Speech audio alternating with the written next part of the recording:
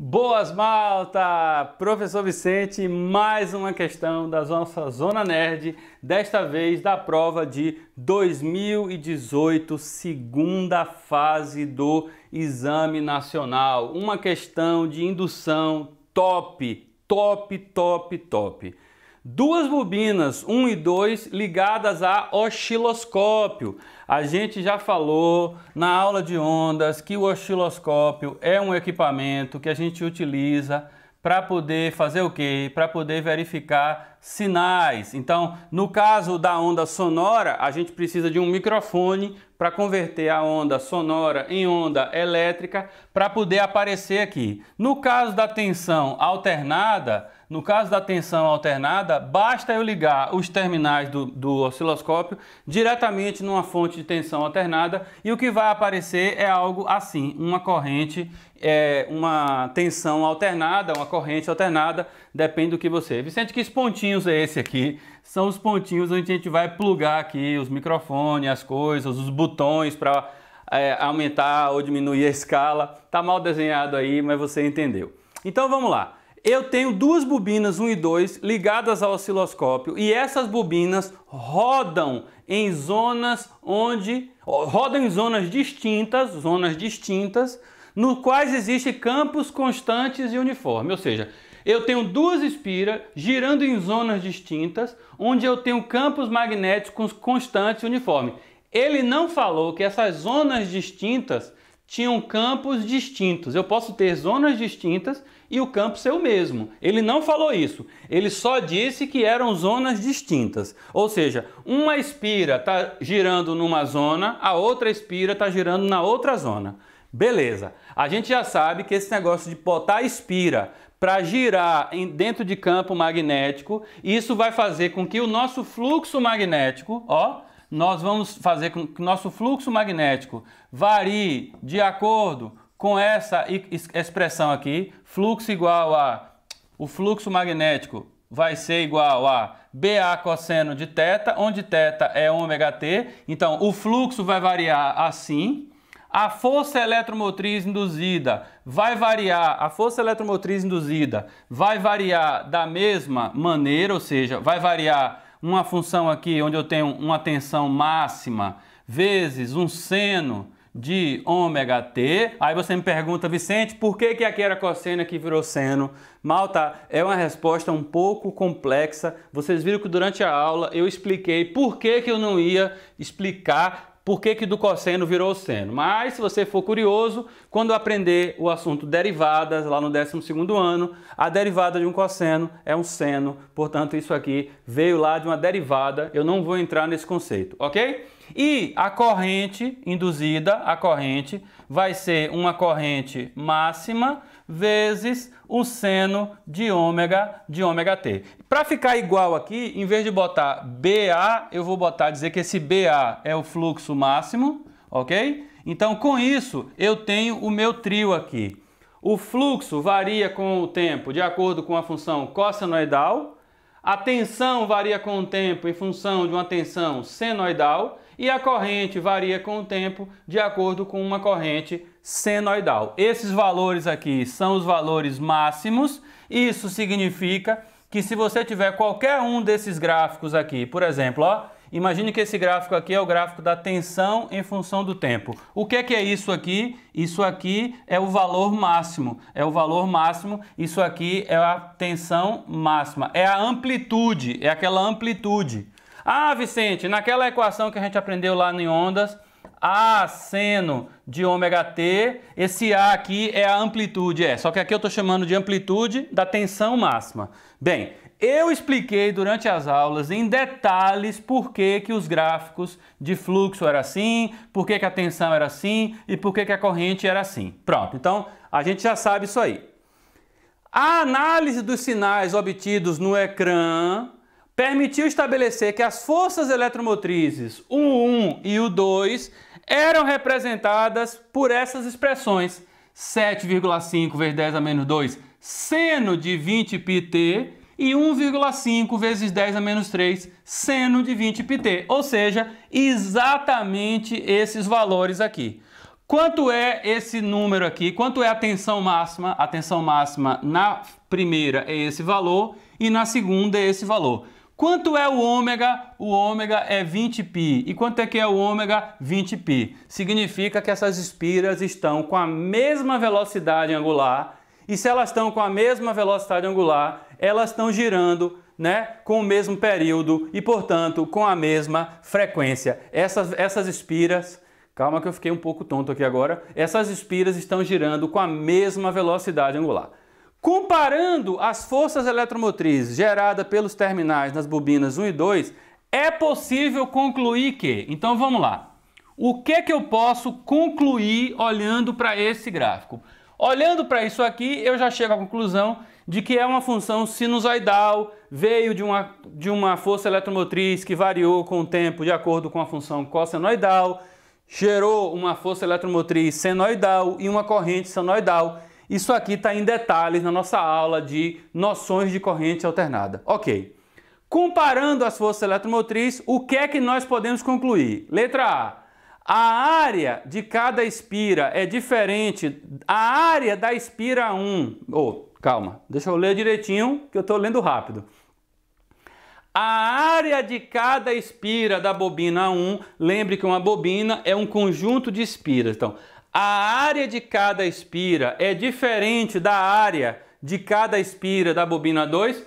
Pode ser correta essa questão. Por quê? Porque a gente sabe que esse valor aqui é o valor máximo da tensão. E a gente sabe que o valor máximo da tensão vai depender do valor máximo da variação de fluxo. E a gente sabe que o fluxo depende da área. Então, se eu tiver áreas diferentes, isso justificaria eu ter tensões diferentes. A pergunta é, eu posso afirmar que as áreas são diferentes? Não. Podem ser diferentes, mas não são obrigatoriamente diferentes. Por quê? Porque para o fluxo ser diferente, eu posso ter o campo diferente, eu posso ter a área diferente ou eu posso ter o número de espiras diferentes. Então, eu não posso afirmar com certeza que a área é diferente. Então, nós estamos diante de uma questão maliciosa, uma questão com rasteira. Por quê? Porque eu vou ter que analisar a melhor resposta. Vou cortar a letra A? Ainda não. A letra A ainda não. Vou para a letra B. O número de espiras da bobina 1 é diferente do número de espiras. Já sei que essa resposta está errada e que a letra A também está errada. Por quê? Porque as duas situações seriam possíveis. Ou seja, vou ter forças eletromotrizes diferentes porque eu tenho áreas diferentes ou porque eu tenho espiras diferentes. Como eu não tenho como afirmar nenhuma das duas, eu não posso ter duas alternativas corretas. Portanto, letra A e B está falsa, já vou tirar ela do meu baralho. Letra C. As bobinas estão sujeitas a campos magnéticos de mesma intensidade. Eu não sei se o campo magnético é de mesma intensidade. Por quê?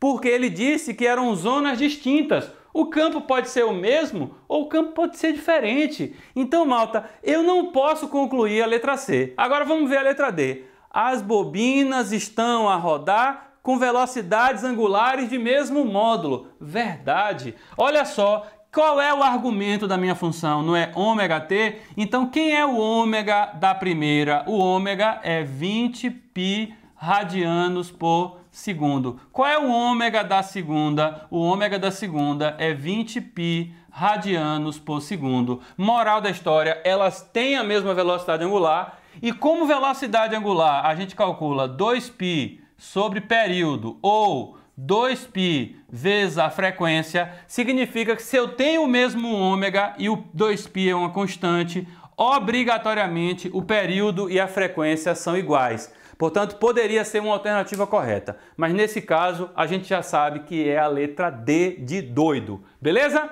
Vamos agora para a próxima. A próxima é o seguinte. Qual das figuras está representado o sinal obtido no ecrã do osciloscópio ligado à bobina 1? Bobina 1. Então, ó, para desafogar aqui um pouco o nosso quadro, eu vou apagar isso aqui, porque agora eu preciso saber tudo do sinal da bobina 1. A gente já sabe que o sinal, né? O sinal da bobina 1 em função do tempo, ele vai ser um gráfico como? Ele vai ser um gráfico assim, ó, o gráfico da tensão 1 em função do tempo, ele vai ser uma senoide, ele faz isso, opa, tá muito mal essa senoide aqui, ó, tem que ter a mesma barriguinha aqui embaixo, então eu venho aqui, faz isso e tal. Como é o nome desse intervalo de tempo aqui, ó? Como é o nome desse aqui, ó? Esse intervalo de tempo aqui é o período. E como é o nome disso aqui? Isso aqui é a amplitude, que no caso aqui é a tensão máxima. Então, esse valor aqui, ó, é 7,5 vezes 10 a menos 2, o quê? Volts, e aqui é o meu período em segundos. Portanto, eu já sei que o gráfico ele tem que ter essas características. Agora, o que é que a gente vai fazer? A gente vai olhar para o nosso osciloscópio. Ele disse que nesse quadradinho aqui, ó, nesse quadradinho aqui, os valores verticais, cada quadradinho desse vale 25 milivolts. 25 milivolts. E cada horizontal aqui vale 20 milissegundos. Para que ele me deu os milivolts? Ele me deu os milivolts para eu saber quanto vale o que? Essa amplitude aqui, quanto vale esse valor máximo aqui. E por que ele me deu esses 20 milissegundos para eu saber quantos quadradinhos vão ter para formar o meu período? A pergunta é, qual é a intensidade do sinal? Não é 7,5 vezes 10 a menos 2? Ora, se eu quero saber quantos quadradinhos eu tenho que transformar isso aqui para uma base de milivolt. Então eu vou pegar amplitude, tensão máxima. Quanto é a tensão máxima? 7,5 vezes 10 a menos 2. E eu preciso transformar isso para uma base de milivolt. Então, isso aqui é 7,5 vezes 10 a menos 2 volts, que é igual a 75 vezes 10 a menos 3 volts. Isso aqui é 75 milivolts. Então, o meu sinal ele tem 75 milivolts. Se cada quadradinho desse vertical tem 25 milivolts, então essa amplitude aqui tem que ter o quê? Tem que ter duas, tem que ter 3 quadradinhos, tem que ter 3 quadrículas. Você olha para a figura da imagem e você já anula a letra C e a letra D. Então agora eu estou entre a letra A, B, C e D. Eu já sei que a C e D está errada. Vicente, por que você sabe que a C e D está errada? Porque eu preciso de 3 quadradinhos para formar 75 milivolts. Como eu tenho na figura C e D 2 quadradinhos de amplitude, ele não me serve. Agora eu preciso achar o nosso período. E como é que eu vou achar o período? O período está aqui. Como é que eu vou achar o período? Eu vou lembrar da fórmula do ômega. O ômega é 2π dividido pelo período. Portanto, o período é igual a 2π dividido por ômega, ok? Eu sei que o período, ômega é 2π sobre período, portanto o período é 2π sobre ômega. Isso aqui vai dar 2π dividido por 20π.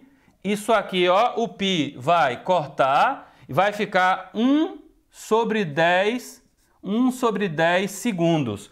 De novo, eu tenho 1 sobre 10 segundos e eu tenho que transformar numa base de milissegundo. 1 sobre 10 segundo é 0,1 segundo, ok? 1 sobre 10 segundos é 0,1 segundo. Eu vou trazer para cá, para poder a gente responder. E quanto é 0,1 segundo? É 100 milissegundos. Opa, Vicente, como é que você sabe que é 100 milissegundos?